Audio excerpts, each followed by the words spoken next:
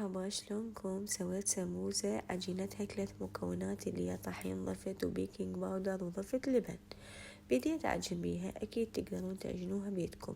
حسيت إنه العجينة لينة، ضفت بعد طحين إلى أن أحصل على عجينة مايلة لليونة بس ما تلزق، مثل هالقوام اللي تشوفوه. راح أعوفها ترتاح. بعدها راح أبدي أشكلها.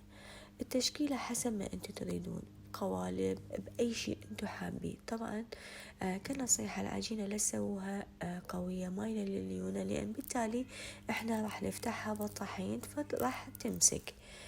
هالعجينة ترهم انه تحشوها حشوة لحم، جبنة، حشوة دجاج، حشوة خضار، وحتى تقدرون تحشوها مثلا نوتيلا، يعني ترهم للحلو والمالح، أو تقدرون تحشوها مثلا قشطة الحلويات وتقلوها.